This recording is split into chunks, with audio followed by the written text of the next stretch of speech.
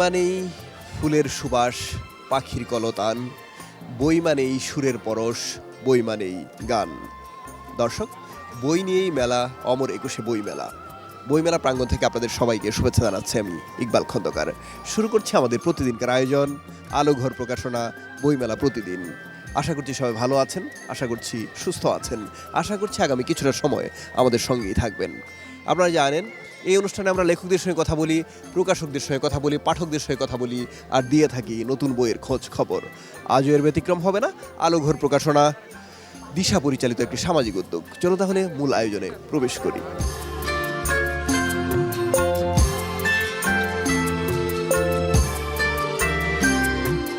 দর্শক, আপনারা দেখছেন আলোঘর প্রকাশনা বইমেলা প্রতিদিন। অনুষ্ঠানের এই পর্যায়ে থাকছে আমাদের প্রতিদিনকার সেগমেন্ট আজকের আলোঘর প্রকাশনা। আপনারা জানেন এই সেগমেন্টে আমরা আলোঘরের নির্বাচিত বইয়ের সঙ্গে আপনাদের পরিচয় করিয়ে দিয়ে থাকি।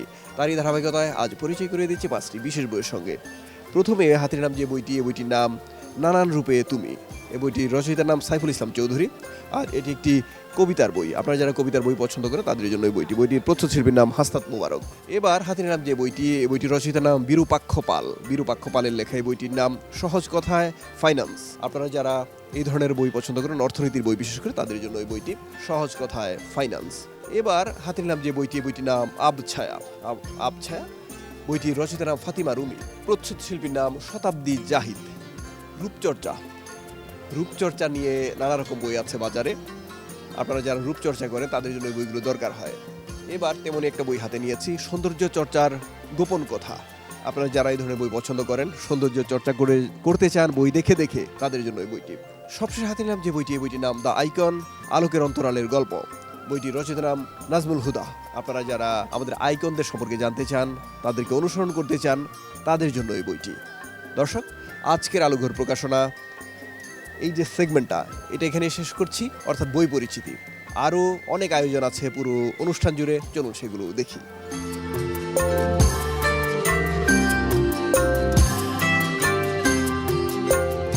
দর্শক, আমার হাতে যে বইটি আছে, বইটির নাম অদৃশ্য সুখের কাছে। বইটির রচয়িতার নাম সোহেল আহসান। তার সঙ্গে কথা বলবো। অদৃশ্য সুখের কাছে কি ধরনের বই? এটি একটি কাব্যগ্রন্থ, একক কাব্যগ্রন্থ। এটি প্রকাশ হয়েছে পলল প্রকাশনী থেকে। এখানে যে কবিতাগুলো স্থান পেয়েছে সেগুলা 2023 সালের প্রথম দিক থেকেই লেখা। আর কবিতার বিষয়বস্তু হিসেবে রয়েছে মানুষের জীবন। মানুষের জীবনে সব কিছুই থাকে, সুখ দুঃখ, আনন্দ বেদনা, প্রাপ্তি অপ্রাপ্তি। আপনি বলছিলেন যে আপনার একক কাব্যগ্রন্থ হিসেবে এটা প্রথম বই। এর আগে যৌথভাবে বের হয়েছিল, তার মানে আরও একজন কবি ছিলেন আপনার সঙ্গে প্রচ্ছদে, তার নামও ছিল, কিন্তু আপনার নামটা এখন বা এই বইয়ে এককভাবে। তার মানে দায়িত্বটাও আপনার একার ঘাড়ে, অথবা জনপ্রিয়তা, পাঠকপ্রিয়তা অথবা পাঠকের অপছন্দ সব এককভাবে আপনার উপরে পড়বে। এই বিষয়টা, এই দায়িত্ববোধটা কিভাবে দেখেন আপনি একজন কবি হিসাবে? আসলে এককভাবে বই প্রকাশ করার সামর্থ্য বা কবিতার সংখ্যার বিচারে যদি বলেন, সেটা আগে থেকেই ছিল। তো তখন আসলে আমার সহকবি যিনি ওই বইয়ের, তারও আসলে কবিতার সংখ্যা হিসেবে তারও এককভাবে প্রকাশ করার একটা সক্ষমতা ছিল, কিন্তু একটা টেকনিক্যাল কারণে আসলে বইটি যৌথ হয়ে গিয়েছিল। এককভাবে বই প্রকাশ করাটাই হলো একজন লেখকের প্রথম আকাঙ্ক্ষা থাকে।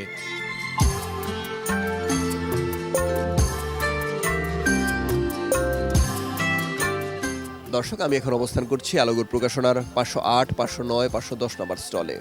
কথা বলছি একজন লেখকের সঙ্গে, যার নাম সাইফুল ইসলাম চৌধুরী। তার লেখা বই আছে আমার সামনে, 5টি বই। এই বইগুলো নিয়ে কথা বলবো। কেমন আছেন আপনি? আলহামদুলিল্লাহ, ভালো থাকতেই হবে। এটা ভালো না থাকলে তো বয়স নিয়ে পারা যাবে না। আচ্ছা, আমরা বই নিয়ে কথা বলি। আমার হাতে যে 5টি বই আছে তার লেখা।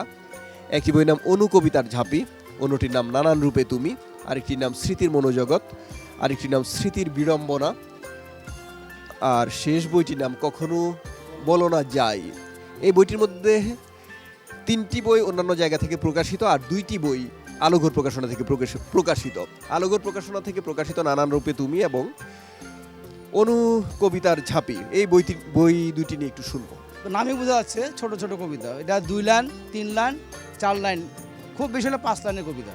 আর আমার এই অনুকবিতা ঝাঁপির মধ্যে যেটা আছে, আপনি কাউকে শুভেচ্ছা বাণী জানানোর জন্য শুভেচ্ছা বার্তা আছে, জন্মদিন হোক, বৈশাখ হোক, তারপরে ইংরেজি নববর্ষ হোক, আপনার এই যে বিভিন্ন দিবস আছে, নারী দিবস, মা দিবস,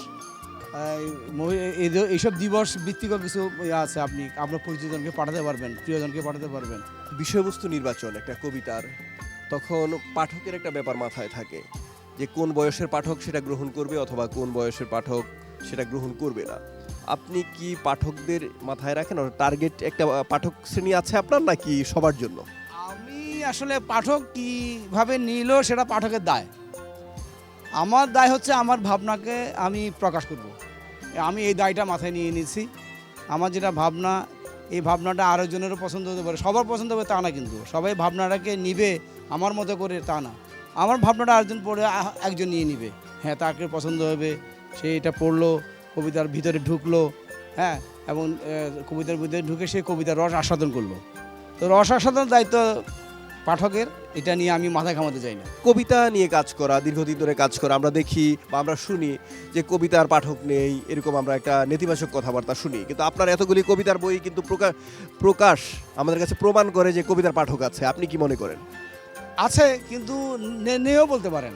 কারণ বলতে পারেন যে আপনি যদি দেখেন আগে একটা সময় যখন মেলা আরও অনেক পিছনে যদি চলে যায়, কতগুলো স্টল থাকতো, কয়জন লেখকের লেখা বেরোতো। এখন কিন্তু অনেক স্টল, কোথাও না কোথাও বিক্রি হচ্ছে। অনেক ধন্যবাদ আপনাকে, আপনার বইগুলোর জন্য শুভকামনা, ভালো থাকবেন আপনি। আপনিও ভালো থাকুন, জিটিভি এগিয়ে যাক, বাংলা সংস্কৃতিকে লালন করুক বাঙালির মাঝে, বাংলাদেশের।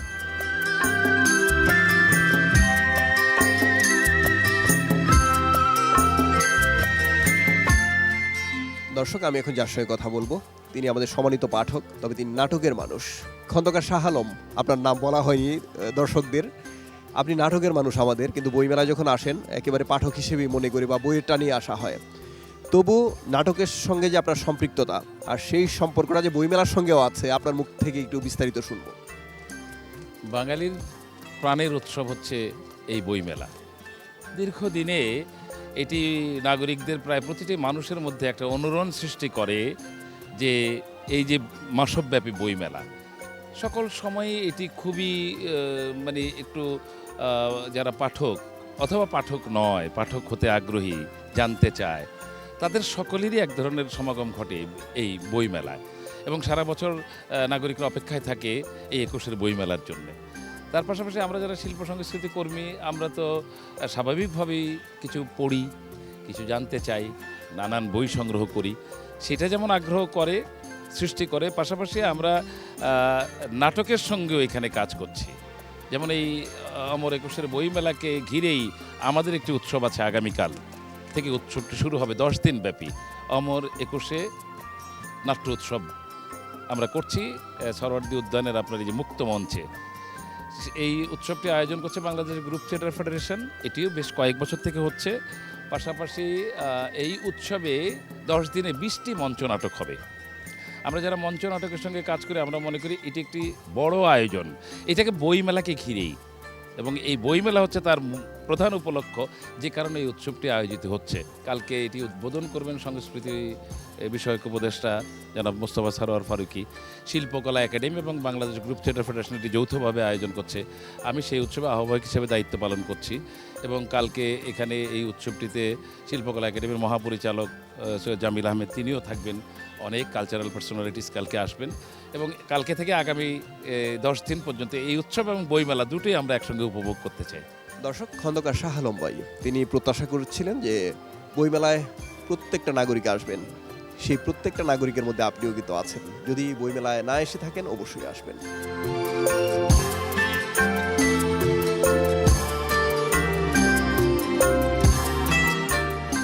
দর্শক, আমি এখন যার সঙ্গে কথা বলবো তার নাম তপন হাফিজ, তিনি নাটকের মানুষ, তবে বইমেলায় তিনি পাঠক। কেমন আছেন আপনি? ভালো আছে, আপনি কেমন আছেন?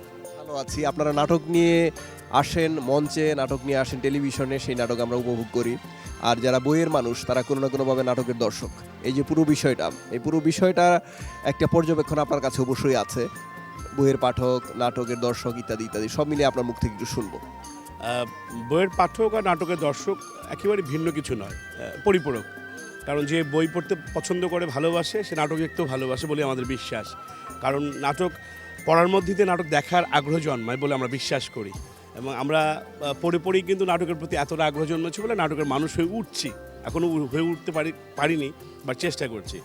আর এই বইমেলাটিতে এমন একটি জায়গা বা এমন একটি প্রাণের সঞ্চার তৈরি হয় যেখানটাতে সারা বছর পাঠকরা এবং নাটকের দর্শকরা সবাই মিলেই বোধহয় অপেক্ষা করি আমরা যে কবে বইমেলা শুরু হবে এবং এই আনন্দটা আমরা উপভোগ করব। আপনার কাছে যদি জানতে চাই, আপনার নিজস্ব একটা পছন্দ আছে বইয়ের ক্ষেত্রে, বিশেষ করে আপনার কি ধরনের বই পছন্দ?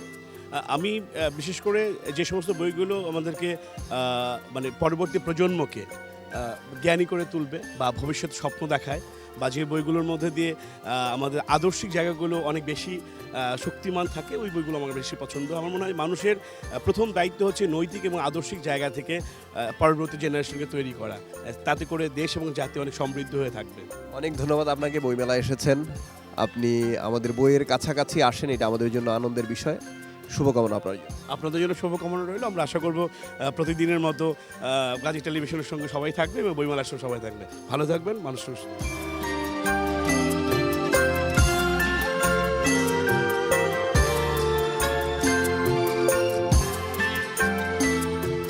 দর্শক, আমরা বইমেলার মাঠে আছি, বইয়ের মানুষদের সঙ্গে আছি নতুন বইয়ের সঙ্গে। আপনারা দেখছেন আলোঘর প্রকাশনা বইমেলা প্রতিদিন। অনুষ্ঠানের এই পর্যায়ে ছোট একটা বিরতি নিয়ে নিচ্ছি। বিরতির পর আরও কিছু আয়োজন আছে, সেই পর্যন্ত আমাদের সঙ্গে থাকার অনুরোধ করছি।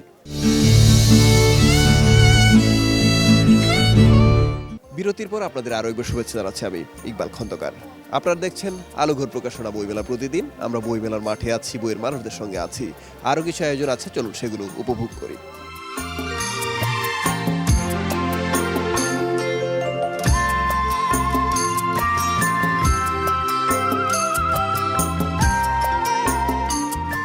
দর্শক, আমার হাতে যে বইটি আছে, বইটির নাম আক্ষেপ। বইটির রচয়িতার নাম রায়ান জহির। তার সঙ্গে কথা বলবো। আক্ষেপ কি ধরনের বই? আক্ষেপ একটি গল্পগ্রন্থ, ছোট গল্পের বই। কয়টা গল্প আছে এই বইয়ে? এই বইয়ে 14টা গল্প আছে। 14টা গল্প কি 14 রকম, নাকি একই ধরনের বেশ কয়টা আছে? না, 14টা গল্পই একদম একেবারেই ভিন্ন ধর্মী। আমি বলতে পারি 14টা গল্প একদম 14 রকম আর কি। এটা খুব সচেতনভাবেই লেখা, নাকি লিখতে লিখতে চলে এসেছে ভিন্ন ভিন্ন গল্প? না, প্রত্যেকটা লেখার প্রেক্ষাপট আলাদা এবং প্রত্যেকটা সচেতনভাবেই আমি লিখেছি, যেন পাঠক বৈচিত্র্যময় স্বাদ পায়। এটা উপন্যাসে কিন্তু একটা ধারাবাহিকতা রক্ষা করা লাগে বা একটা নির্দিষ্ট মেসেজ নিয়ে আগাতে হয়, কিন্তু ছোট গল্পের ক্ষেত্রে এই সুযোগটা আমাদের আছে যে প্রত্যেকটা গল্পে আমরা আলাদা করে একটা মেসেজ দিতে পারি। আপনি যে মেসেজটা দিচ্ছেন, পাঠক সেটা ভালোভাবে গ্রহণ করছে কিনা? এই আক্ষেপ বইটা মানে এর ক্ষেত্রে আমি বলছি এটা সচেতন পাঠকের জন্য একটা বই। কারণ হচ্ছে মেসেজটা কিন্তু আমরা আসলে উপদেশটা আমরা কম গ্রহণ করতে চাই, মানে আমরা পার্সোনালি উপদেশ পাওয়াটা পছন্দ কম করি। এই জন্য লেখকরা হচ্ছে বিভিন্ন আঙ্গিকে একটা গল্পের বর্ণনা করে, হ্যাঁ, ওইখান থেকে হচ্ছে সচেতন পাঠকরা একটা মেসেজ গ্রহণ করে। হ্যাঁ, তো ওই মেসেজটাকে আমি এভাবে বলি, এটা হচ্ছে অনেকটা অন্তর্বাসের মতো, হয়তো সরাসরি দেখা যায় না, অনুভব করা যায়। তো সচেতন পাঠকরা এখান থেকে অনায়াসে নিজেই মেসেজ নিবে বলে আমি মনে করছি, আমি কাউকে উপদেশ দিচ্ছি না। রায়ান জহিরের লেখা এই বইটি প্রকাশ করেছে প্রকাশনা প্রতিষ্ঠান পুঁথি প্রকাশ। আপনারা সংগ্রহ করতে পারেন, তার ছোট গল্প সম্পর্কে জানতে পারেন।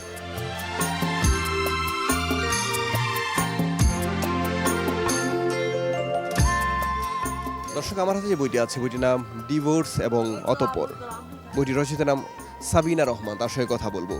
কি ধরনের বই এটি? উপন্যাস নাকি? এটা একটা উপন্যাস, সমসাময়িক সামাজিক প্রেক্ষাপটের উপর একটা উপন্যাস।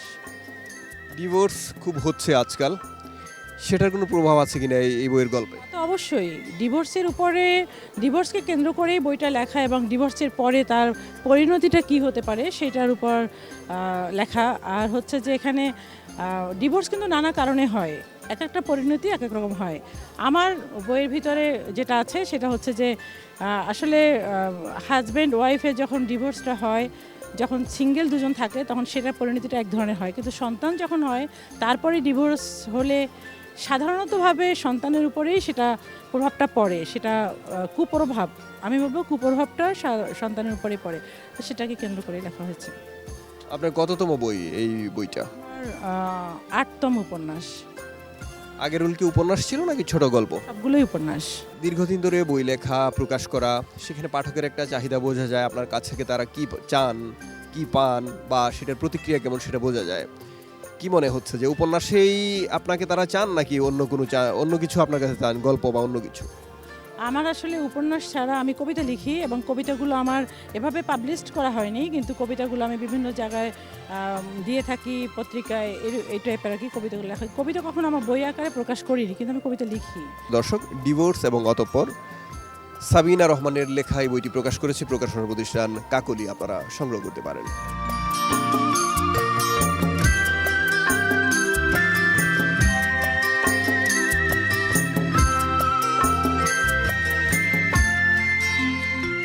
দর্শক, আমার হাতে যে বইটি আছে বইটির নাম স্মৃতির ঝরা পাতা।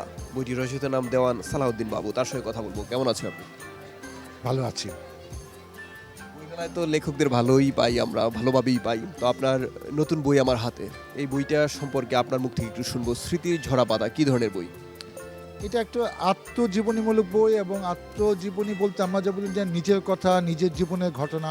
আমি এখানে ছোট ছোট স্মৃতিগুলো, ছোট ছোট ঘটনাগুলো আমি এখানে পেশ করেছি এক একটা গল্পের আকারে। এক একটা হেডলাইন দেওয়া আছে, পড়লে মনে হবে যেটা ছোট গল্পের মতো, কিন্তু এখানে 40-50টা ছোট্ট ছোট ঘটনা আমি আমার অনুভূতি, আমার ভালো লাগা, এবং ওখান থেকে অনেক কিছু শিক্ষা আছে, অনেক কিছু আমি বলতে চাচ্ছি যে কথাগুলো আমি কোথাও বলি নাই।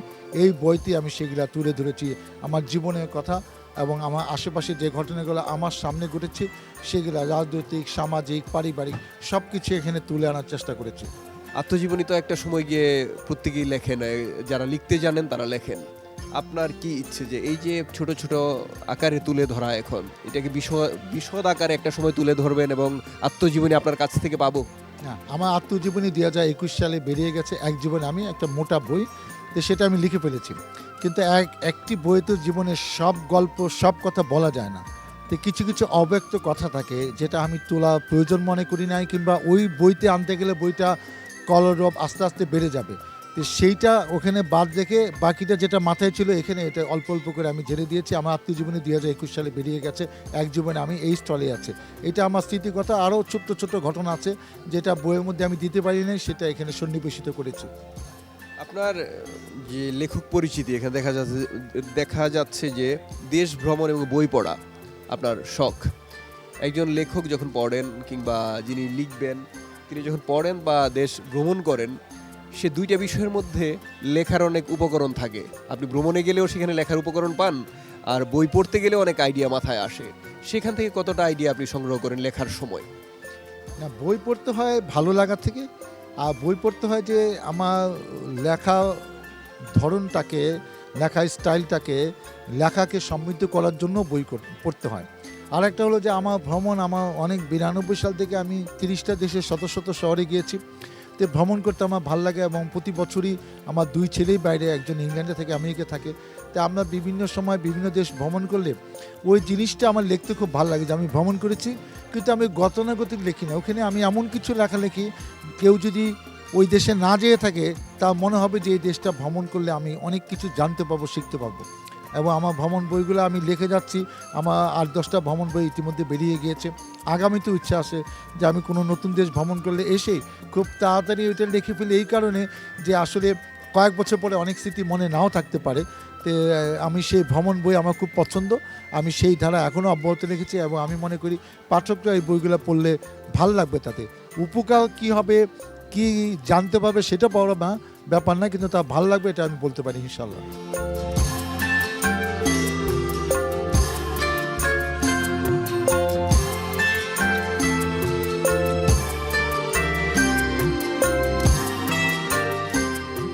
দর্শক, আমার হাতে যে বইটি আছে বইটির নাম জোনাকিরা জ্বলুক না। বইটির রচয়িতা নাম মনিরুস সালেহীন, তিনি আমার সামনে আছেন, তার সঙ্গে কথা বলবো। কেমন আছেন আপনি? আছি, আলহামদুলিল্লাহ ভালো আছি। আপনার এই বইটি আমরা বই পরিচিতি পর্বে দেখিয়েছি, তবে আপনাকে পেয়েছি এখন এই বইটি সম্পর্কে একটু বিস্তারিত জানবো। কি ধরনের বই এটি, জোনাকিরা জ্বলুক? এটি আমার বিভিন্ন সময় প্রকাশিত 11টা বিভিন্ন স্বাদের গল্পের সংকলন। এগুলো অধিকাংশই বিভিন্ন জাতীয় পত্রপত্রিকা ইতিমধ্যে প্রকাশিত হয়েছে। আপনি জানেন গল্পে জীবন থাকে, জীবনের বহুমাত্রিকতা, নস্টালজিয়া, প্রেম, অপ্রেম, ভালোবাসা, মানুষের সম্পর্কের অন্ধিসন্ধি, এগুলো নিয়েই এই গল্পগুলো, সেগুলোরই একটি সংকলন এটা। যে গল্পগুলি প্রকাশিত সেগুলো সম্পর্কে কেমন প্রতিক্রিয়া ছিল পাঠকের? আমাদের পাঠকের প্রতিক্রিয়া আসলে খুব বেশি জানা যায় না, কিন্তু এই এখন যে সামাজিক যোগাযোগের যে বিষয়গুলো আছে এই গল্পগুলোই যদি সামাজিক যোগাযোগ মাধ্যমে দেওয়া যায়, যেমন আমি যদি আমার পেজে পোস্ট করি তাতে দেখা যায় অত্যন্ত পজিটিভ ইতিবাচক সারাই লোকজন দিয়েছে। তারা বলেছে যে এখানে জীবন বা বাস্তবতা খুব সুন্দরভাবে উঠে এসেছে, এটার গল্পকারের শৈল্পিকতা, তার গল্প বলার স্টাইল, গদ্যের প্রবাহমানতা এগুলোও আছে। অর্থাৎ সামগ্রিকভাবে খুব পজিটিভ ফিডব্যাক পাওয়া যায়, পাওয়া গেছে অন্তত আমার গল্পের বিষয়টা আমি বলতে পারি। এই বইটি ছাড়া আপনার আর কি লেখালেখি আছে? আমার এখন পর্যন্ত প্রকাশিত বইয়ের সংখ্যা 13। আমি মূল লেখালেখি শুরু করেছিলাম ইউনিভার্সিটি জীবন থেকেই, সেই 1991। তখন আমার প্রথম বই ছিল একটা প্রবন্ধ ইংরেজি সাহিত্যের উপর, সেটি ছিল বেকেটের দুঃস্বপ্নের পৃথিবী এবং অন্যান্য প্রবন্ধ। তারপর আমি মূলত গদ্য লেখক, বিভিন্ন ধরনের লেখাই লিখেছি, কিন্তু কিছুটা জার্নাল ধর্মী অনেকগুলো লেখা বেরিয়েছে। এছাড়া আমার গল্প গ্রন্থ আছে, আরও একটা, আমার একটা উপন্যাস আছে, একটা কাব্যগ্রন্থ আছে। এবারের বইমেলাতেও 2টা অনুবাদ গ্রন্থ বেরোচ্ছে। একটা কাহালিল জিবরান, আমার একজন প্রিয় লেখক, তার কিছু লেখার অনুবাদ একটা ভূমিকা সহ করেছি।